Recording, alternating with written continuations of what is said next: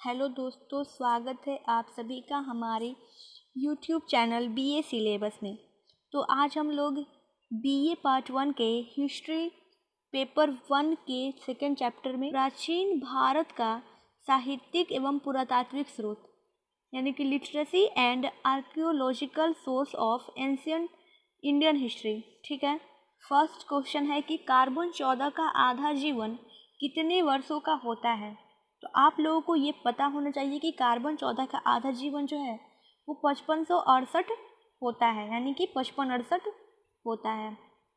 Second question है कि भौतिक अवशेषों के काल निर्धारण में निम्न में से किस विधि का उपयोग किया जाता है। तो आप लोगों को पता ही होगा कि भौतिक अवशेषों के काल निर्धारण में कार्बन 14 पद्धति का उपयोग किया जाता है, जिसको हम लोग रेडियो कार्बन विधि भी कहते हैं। थर्ड क्वेश्चन है कि राजस्थान और कश्मीर में कृषि का प्रचलन निम्न में कब आरंभ हुआ था, यानी कि राजस्थान और कश्मीर में कृषि का प्रचलन निम्न में कब आरंभ हुआ। तो इस क्वेश्चन का राइट आंसर होगा 7000 से 6000 BC तक, यानी ईसा पूर्व तक। तो राजस्थान और कश्मीर में कृषि का प्रचलन जो है आरंभ हुआ था 7000 से 6000 ईसा पूर्व तक। आगे चलते हैं चौथे क्वेश्चन की तरफ। चौथा क्वेश्चन कहता है कि निम्न में कौन सा कथन गलत है। तो हम लोग चेक करते हैं कौन सा कथन गलत है। पहला कह रहा है कि अनेक सिक्के और अभिलेख धरातल पर मिले हैं। सिक्के के अध्ययन को मुद्रा शास्त्र कहते हैं, यह भी सही है। प्राचीन भारत में कागज की मुद्रा का चलन था। प्राचीन भारत में कागज की मुद्रा का प्रचलन था। चौथा है कि सबसे अधिक सिक्के मौर्योत्तर काल में मिले हैं। प्राचीन भारत में कागज की मुद्रा का प्रचलन था। पांचवा क्वेश्चन की तरफ बढ़ते हैं। प्राचीन सिक्के निम्न में किन धातु के बने थे। प्राचीन सिक्के निम्न में किस धातु के बने थे। तो तांबा, चांदी, सोना और सीसा के बने थे। तांबा चांदी तो नहीं होगा, सोना तांबा सोना भी नहीं होगा, सीसा मिट्टी भी नहीं होगा। तो तांबा, चांदी, सोना और सीसा होगा। आगे बढ़ते हैं छठवें क्वेश्चन की तरफ। छठवां क्वेश्चन देखते हैं क्या कहता है। प्राचीन भारत के लोगों के भौतिक जीवन के बारे में जो जानकारी मिलती है उसे हम लोग क्या कहते हैं। उसे पुरालेख शास्त्र कहते हैं। बिल्कुल नहीं, बिल्कुल नहीं। पुरातत्व कहते हैं, ऑफ कोर्स कहते हैं। मुद्रा राक्षस, ये तो इसके बारे में तो जानकारी नहीं मिलती, ये भी गलत हो गया। इनमें से कोई नहीं, ये भी गलत। तो पुरातत्व होगा, पुरातत्व सही जवाब होगा। सातवें क्वेश्चन की तरफ बढ़ते हैं। पुरातात्विक स्रोत में निम्न में कौन सबसे प्रमुख है। पुरातात्विक स्रोत में निम्न में कौन सबसे प्रमुख है। तो इसका सही जवाब होगा मंदिर, मुद्रा, अभिलेख, इनमें से कोई नहीं। सबसे प्रमुख स्रोत, पुरातात्विक स्रोत के सबसे प्रमुख कौन से हैं। मंदिर थे, बिल्कुल नहीं। मुद्रा नहीं। हाँ, इन दोनों से जानकारी जरूर मिलती है, लेकिन ये सबसे प्रमुख नहीं है। सबसे प्रमुख है अभिलेख, जिनसे हमें अच्छी तरह जानकारी मिल पाती है प्राचीन स्रोतों के। आगे बढ़ते हैं आठवें क्वेश्चन की तरफ। आरंभिक अभिलेख किस भाषा में है। आरंभिक अभिलेख किस भाषा में है। तो आरंभिक अभिलेख जो है वो प्राकृत भाषा में है। आरंभिक अभिलेख प्राकृत भाषा में है। पाली, संस्कृत, हिंदी, ये तीनों नहीं होगा, ये तीनों नहीं होगा। सही जवाब होगा प्राकृत भाषा में है। ठीक है, आरंभिक अभिलेख किस भाषा में है। तो प्राकृत भाषा में इसका सही जवाब होगा। अशोक के 9वें क्वेश्चन की तरफ बढ़ते हैं। अशोक के अभिलेख को सर्वप्रथम किसने पढ़ा। जॉन मार्शल ने, बिल्कुल नहीं। राखालदास बनर्जी, नहीं। डॉक्टर माधव स्वरूप वत्स, ये भी नहीं। सही जवाब होगा जेम्स प्रिसेम। बढ़ते हैं आगे 10वें क्वेश्चन की तरफ। ठीक है,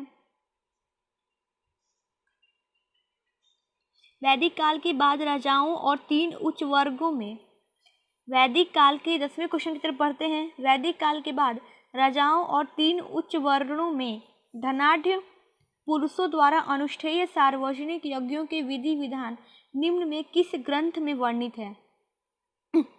तो किस ग्रंथ में वर्णित है, यानी कि वैदिक काल के बाद राजाओं और 3 उच्च वर्णों में धनाढ़ पुरुषों द्वारा अनुष्ठेय सार्वजनिक यज्ञ, यानी कि वैदिक काल में जो यज्ञ विधि विधान से कराए जाते थे, जो धनाढ़ पुरुषों द्वारा कराए जाते थे, उनका विधि विधान किस ग्रंथ में वर्णित है?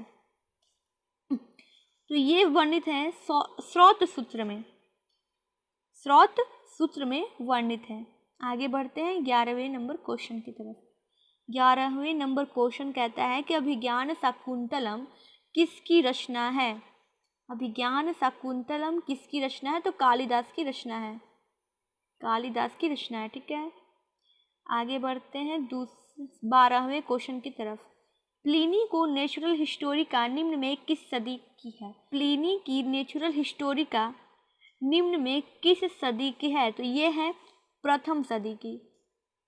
आगे बढ़ते हैं 13वें नंबर क्वेश्चन। 13वें नंबर क्वेश्चन की तरफ बढ़ते हैं। इंडिका किसकी रचना है? इंडिका मेगास्थनीज की रचना है। चाणक्य की रचना अर्थशास्त्र है, अर्थशास्त्र। प्लिनी की रचना है नेचुरल हिस्टोरिका, जो अब ऊपर पढ़ चुके हैं, और वो जो नेचुरल हिस्टोरिका जो है प्रथम सदी की है। ठीक है, आगे बढ़ते हैं।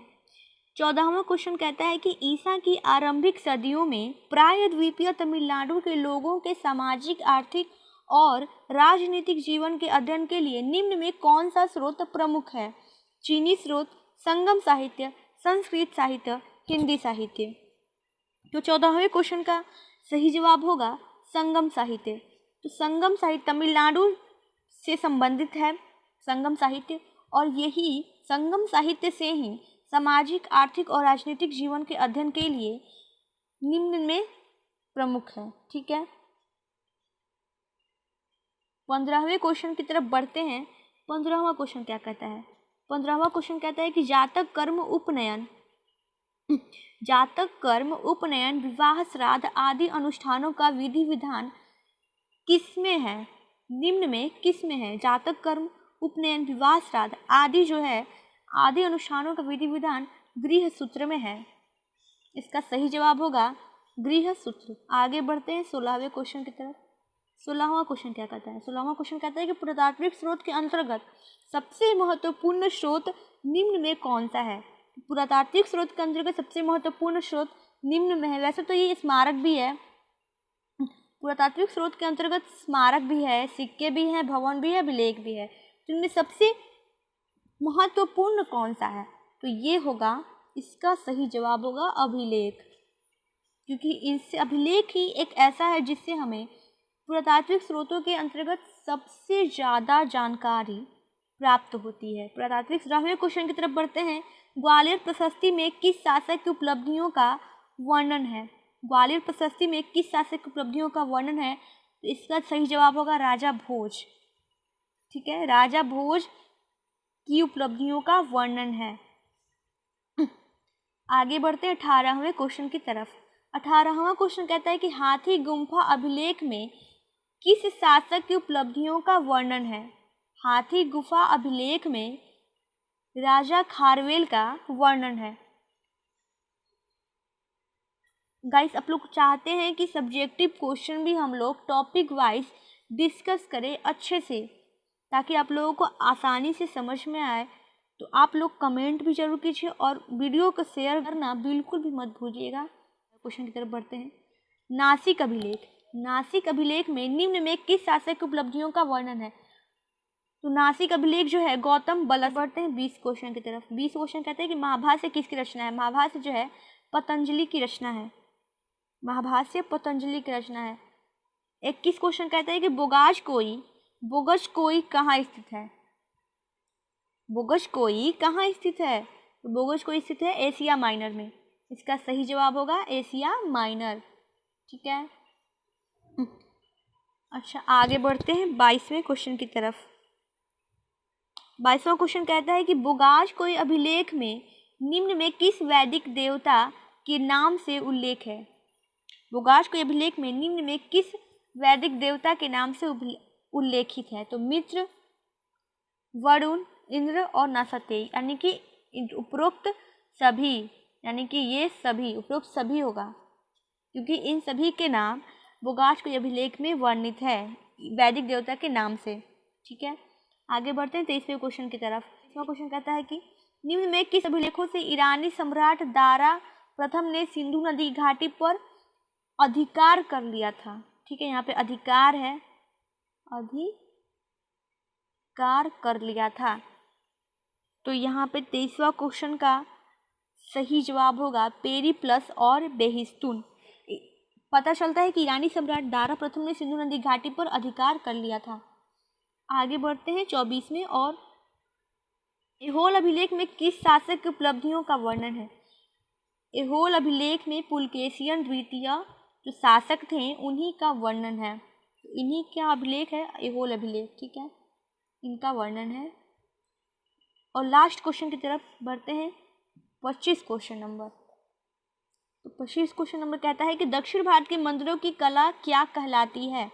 तो दक्षिण भारत के मंदिरों की कला जो है द्रविड़ शैली कहलाती है। तो दक्षिण भारत के मंदिरों की कला द्रविड़ शैली कहलाती है। अच्छा, आप लोग बताइए कि उत्तर भारत के मंदिरों की कला क्या कहलाती है। उत्तर भारत के मंदिरों की कला क्या कहलाती है। ये नागर कहलाती है, नागर शैली। और उत्तर और दक्षिण दोनों मंदिरों का प्रभाव जिस पर पड़ता है उस मंदिरों की कला की शैली को क्या कहते हैं। उत्तर और दक्षिण, उत्तर प्लस दक्षिण, यानी कि दोनों का प्रभाव अगर पड़ेगा तो वेसर शैली कहलाएगा। वो मंदिर वेसर शैली का उदाहरण होगा। तो गाइस, समापन होता है यहीं पर। अगर आप लोगों को वीडियो थोड़ा सा भी अच्छा लगा हो तो प्लीज़ लाइक कीजिए और शेयर करना बिल्कुल भी मत भूलिएगा। और आप लोग कमेंट करते रहिए आप लोगों को और भी क्या अच्छा लग रहा है, सब्जेक्टिव चाहिए, आगे के चैप्टर चाहिए, कौन सा विषय चाहिए, जो भी आप लोगों को डाउट हो, कुछ भी हो, आप लोग कमेंट कर दीजिए। ठीक है, मिलते हैं नेक्स्ट वीडियो में, तब तक के लिए बाय।